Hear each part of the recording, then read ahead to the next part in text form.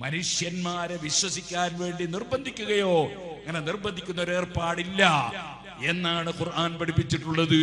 അതുകൊണ്ട് തന്നെ മറ്റു മതക്കാരോട് നമുക്ക് വിദ്വേഷവും വൈരാഗ്യമൊന്നുമില്ല. ഇമാമിങ്ങളെ കിതാബിൽ ഒരു ചർച്ചയുണ്ട്.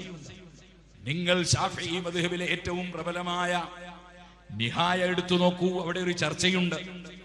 അതേപോലെ അതിന്റെ ഹാഷിയായ സബ്റാമുൽ നസി നോക്കൂ, ഒരു ചർച്ചയുണ്ടെന്ന ചർച്ച നമ്മളോട് സൗഹാർദ്ദത്തിൽ ജീവിക്കുന്ന അമുസ്ലിം സഹോദരന്മാർ മുസ്ലിം പണ്ഡിതന്മാരോട് വന്ന് പറഞ്ഞു, മഴയില്ലാതെ ബുദ്ധിമുട്ടിലാണ് ഉസ്താദേ, നിങ്ങളൊന്ന് മഴയെ തേടുന്ന നിസ്കാരം നടത്തി പ്രാർത്ഥിച്ചു തരണമെന്ന് പറഞ്ഞാൽ ആ അമുസ്ലിം സഹോദരന്മാർക്ക് മഴ കിട്ടാൻ വേണ്ടി പ്രാർത്ഥിച്ചു കൊടുക്കണം, കാരണം അവരും മനുഷ്യരാണ് എന്ന് നമ്മുടെ ശാഫിഈ മദ്ഹബിലെ ഏറ്റവും പ്രബലമായ കിതാബായ നിഹായിയും സബ്റാമുൽ നസിയും നോക്കുന്നവർക്ക് കാണാം.